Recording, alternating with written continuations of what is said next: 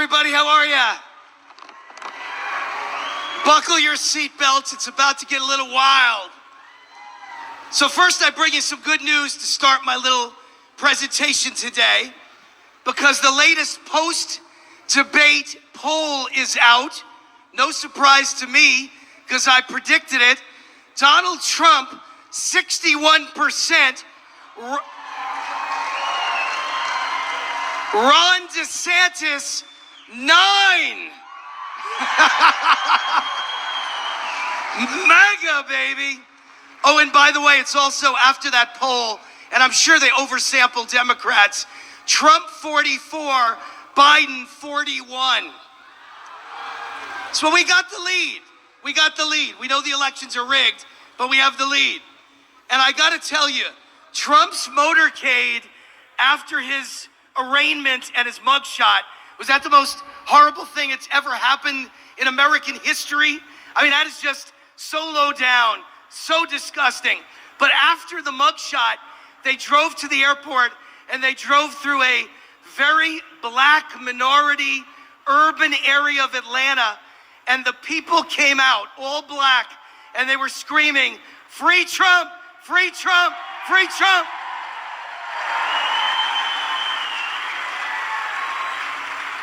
I mean, you and I know the people are all on Trump's team. The question is, are they going to rig it, and can we overcome the rig? We all know it. So, all right. So here's my prepared presentation. First of all, this is my town, Las Vegas. Welcome to my town. Isn't this fantastic? It's like a rock concert. It's like Woodstock for conservatives. It's like a revival meeting. Amazing turnout. Great energy, great passion. So thank God, applaud if you agree, thank God for Christian conservatives. Thank God for law-abiding, tax-paying, responsible gun owners. Thank God for capitalism. Thank God for American exceptionalism. Thank God for the greatest nation in world history ever blessed by God himself, the United States of America. And thank God for a fighter chosen by God to save this country, President Donald J. Trump. So, my name is Wayne Allyn Roots. My initials are WAR. I was born with those initials. I literally came out of the womb fighting.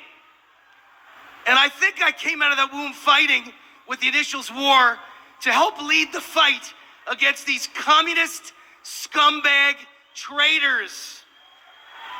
And when I say I came out of the womb fighting, I'm not kidding, because at the age of 3, I was handing out literature for Barry Goldwater in my father's arms in Mount Vernon, New York. So that's how far back I go in politics. It's the age of 3.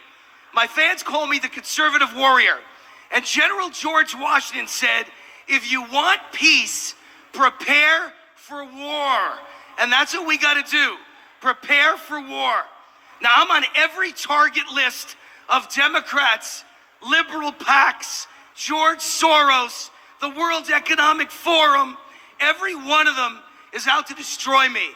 I've got new TV shows on Real America's Voice. Have you seen America's Top 10 Countdown? That's my newest hit show. Every weekend on Real America's Voice, I count down the most important stories in America.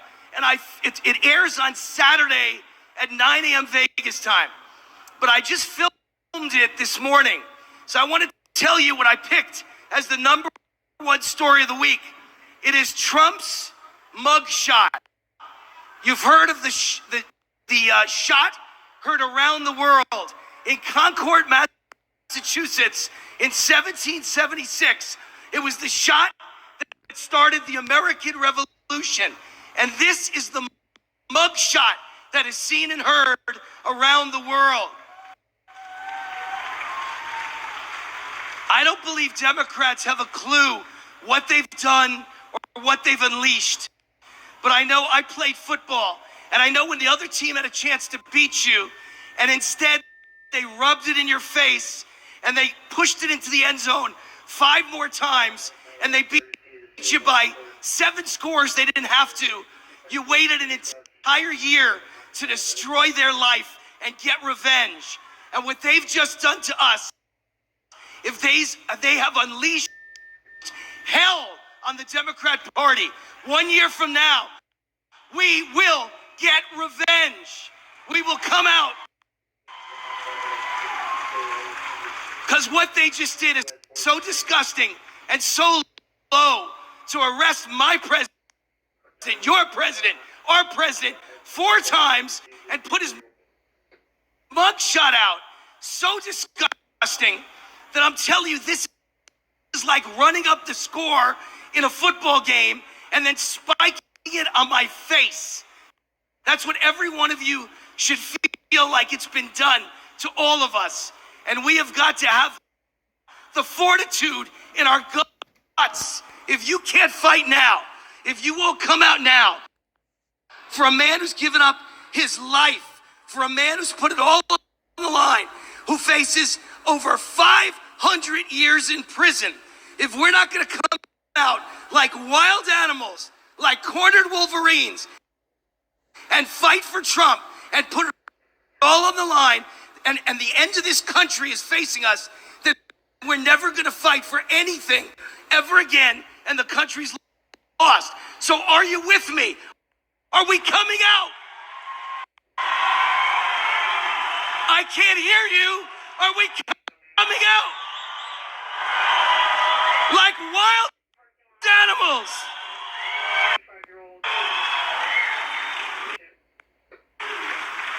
So, those of you who don't know me or what I've done, I just want to give you a couple of reminders. First of all, I was Barack Obama's college classmate, class of '83 at Columbia. I'm that guy that you've seen again and again in online emails that go around, email chains, and I'm telling you, I knew everybody at Columbia, and Obama was not there. Not there. Not there. I was the guy who had the primetime show on Newsmax TV in 2020 when a caller called in live on the air and said, I know that you're Jewish, Wayne, and I know that the Jewish people don't like Trump and they vote Democrat, and I know that you are a great Jew who took Christ as your Savior, which I did. And he said, why do the Jewish people vote Democrat and why do they not like Trump? And live on the air with no script, no teleprompter, I just gave him my best answer off the top of my head. I said, listen, I don't know about the Jews of America, but in Israel, Trump is beloved. They're naming train stations after him. They're naming towns after him. They're naming soccer teams after him. I said, in Israel, he's like the king of the Jews. That was me. The next morning, Trump tweeted out to 60 million people, thank you, Wayne Root, for naming me the king of the Jews. And he walked outside the White House, looked up at the sky in front of the entire liberal media and said, Wayne Root says I'm the king of the Jews. I am the chosen one. So thank me for that, okay? I'm the guy who said to Trump, and he's done 12 interviews on my national TV and radio shows. I think more than any other media personality in the country, Trump's always with me. And I said, Trump, President Trump, you've got to be Speaker of the House. Don't let Kevin McCarthy do it. You should be Speaker of the House and lead the impeachment of Biden. Was I not right? Should have done it. I'm the guy who went to Trump and said, if you want to get the wall built, Congress will never fund it. You got to declare a national emergency at the border, which allows you to take the money from the military budget and build the wall. And the next day, that's exactly what Trump did. I'm the guy who 15 years ago said the best strategy to stop the illegals from invading our country is if you're a Republican red state governor like DeSantis or Abbott, you got to send the illegals to the richest cities in America: Nantucket, Beverly Hills, Scarsdale, Georgetown. Stuff it right up their ass. And DeSantis and Abbott are doing it every day. I'm the guy who said in 2015, when Trump was at 1% in the polls, he will be the next president of the United States. And I said this on Fox News, and I said he will become the greatest president in history for blacks and Latinos. And they said, what are you talking about? And I said, he will create the most jobs in history for blacks and Latinos. Was I right? I was the guy on Fox News who, when Trump was elected the next day, I came in and said, we may have just elected our first Jewish president. And they said, are you nuts? What are you talking about? I said, well, you called Bill Clinton the first black president. He wasn't black, but he was good to black people. I said, this guy will be the greatest president in history for Israel and the Jewish people. Was I right?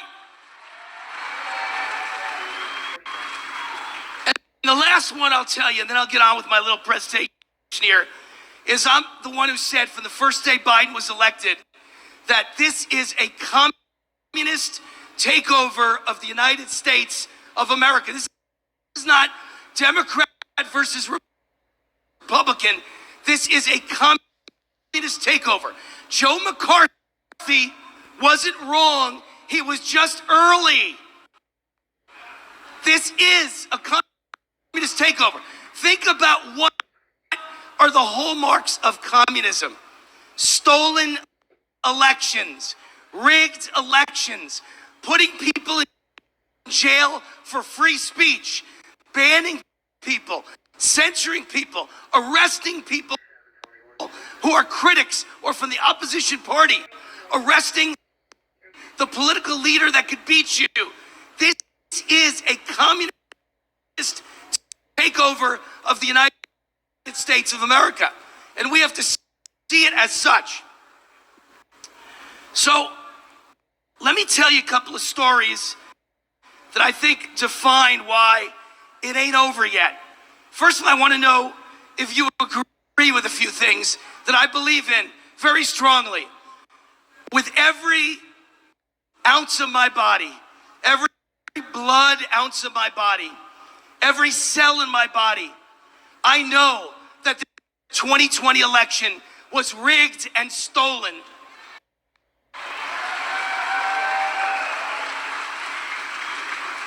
And not only do I know that 2020 was rigged and stolen, I know that they did it again in 2022.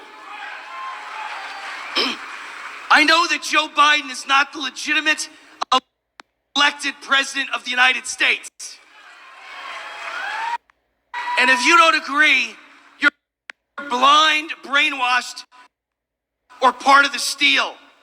I know that Trump won a working class landslide in 2016, and the middle class and the working class came out in even larger numbers in 2020. And you can never convince me that he lost to a confused old man with dementia who couldn't get 10 people to a rally in a concentric circle. Joe Biden came to Vegas to campaign. True story. And the same day he came, or actually it was the same week, I did it 2 days before, I had a rally. I've got the biggest show in Vegas every afternoon on AM 670 in drive time. And I told everybody, show up at a certain place at a certain time. I had no idea if 100 people would come 20 people, 1,000 people, I didn't know. I got there and 10,000 people were waiting. 10,000. 2 days later,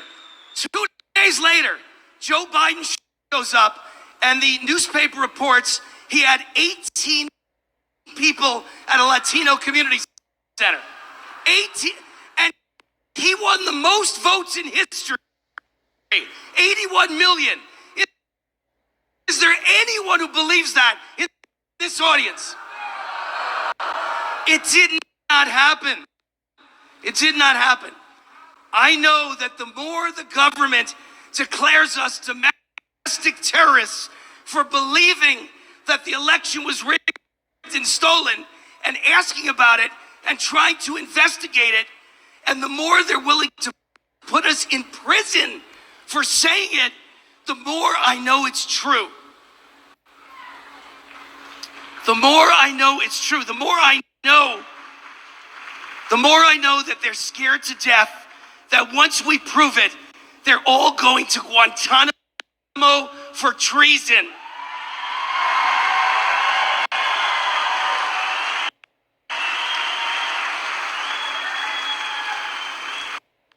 I got about 10 minutes left, so let me cut to the chase on a few things.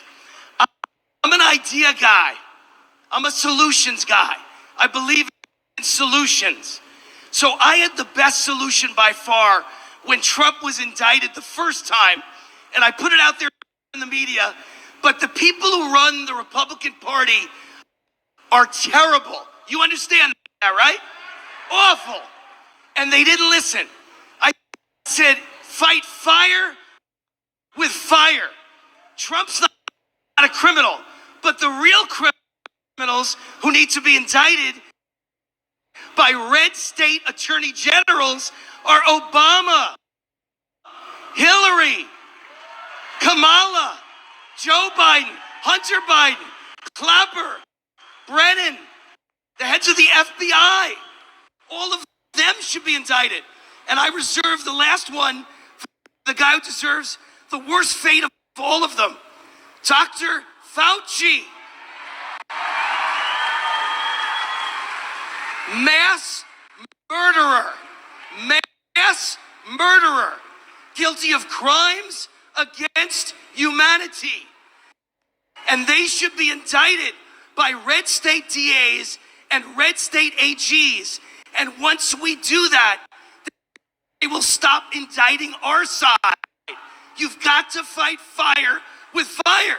Since I said that, how many Democrats have been indicted? Zero.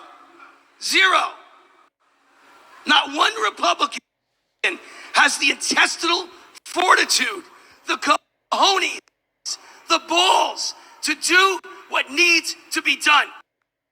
And that's the problem. The other side is evil. The other side is led by Satan. And our side are cowards.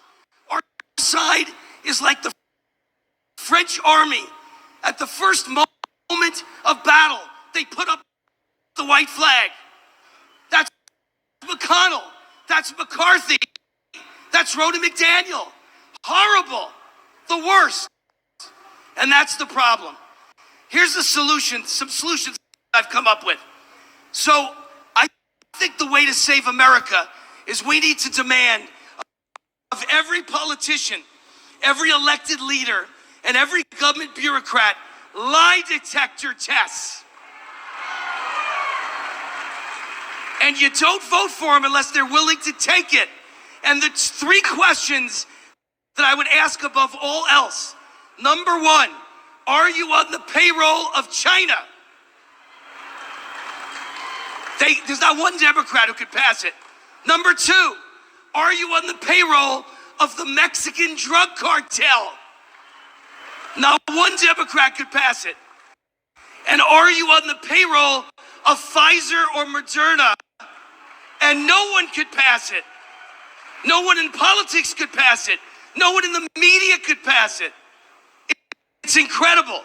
The reason you didn't know that the vaccine killing people and crippling people all over the world is because Pfizer and Moderna and Big Pharma had paid off the media billions of dollars in advertising and literally in bribes. Our government gave out hundreds of millions to every single TV network and every single even conservative network, Newsmax, Fox News.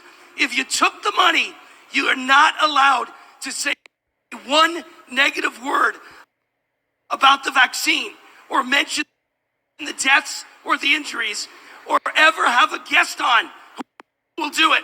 So I was one of the biggest guests and most popular guests on Fox News. And guess what happened after the vaccine? I was never a guest ever again on Fox News. This is what's happened to the United States of America. They're all bribed or blackmailed. Every one of them, bribed or blackmailed. So let me tell you a story though, because they think the game is over. They think the game is over. I am a student of history, and one of the big lessons when I study the Civil War, the reason the North won, the reason we have a United States of America today, so few people know this story. One man at the Battle of Gettysburg changed the entire war. His name was Joshua Chamberlain. Anybody know that name? So the South was outmanned and outgunned, but they had the best generals in history. Robert E. Lee, Jeb Stuart, Stonewall Jackson. They were winning the Civil War. People don't know this, in a big way. And if they won Gettysburg, the war would have been over. We would not have a United States of America today. But at Gettysburg, one man, Joshua Chamberlain, defended the most important hill.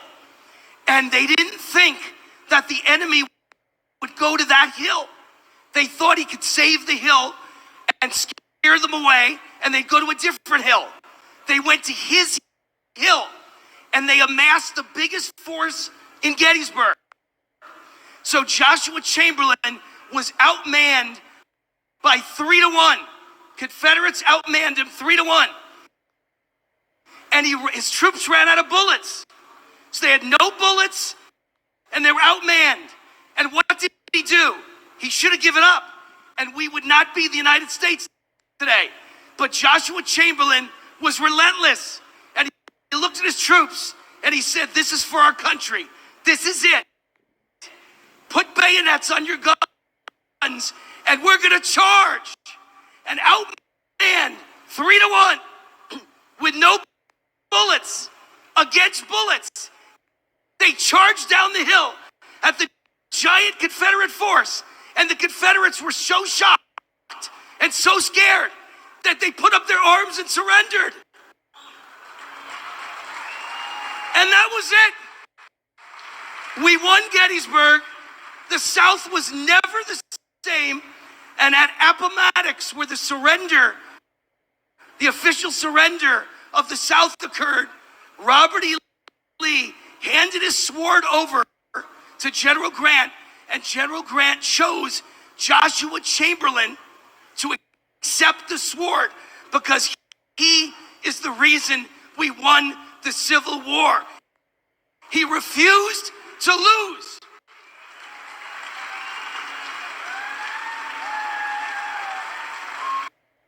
He later went on to become the Republican governor of Maine.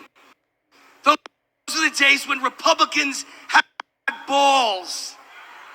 Today they're ballless. But you have balls. Look at this crowd. Look at this crowd. You can fight. Look, the odds are against us, but I believe in God. I believe in Jesus Christ.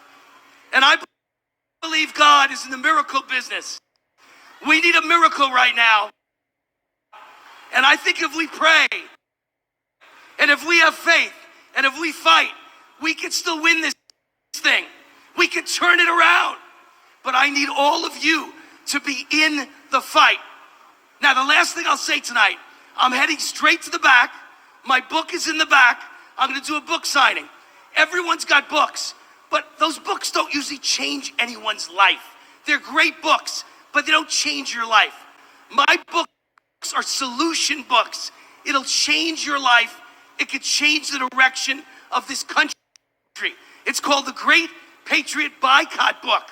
I did a year of research and I isolated the 128 best companies in America run by Christians, conservatives, or patriots, or all three, that you can spend your money and know you're giving to a good company and a good cause and great people, like the Trump Organization, like Mike Lindell and My Pillow, like GreatPatriotStore.com, like Chick-fil-A, you name it. The list is long.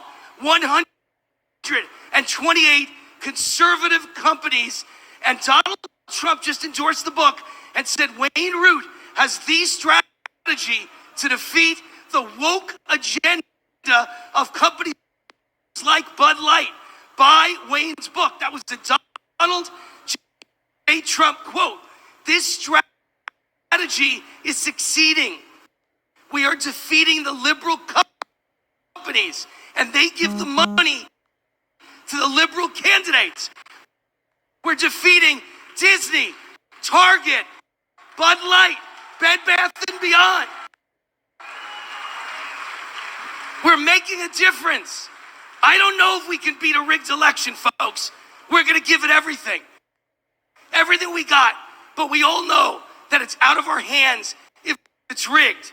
But the one thing that's in your hands, your wallet, your pocketbook, you've got the money. We've got the spending power. We are the loud majority of consumers in America. And we can send the message loud and clear that we're not going to spend our money anymore with liberal, progressive, socialist, Marxist, globalist companies.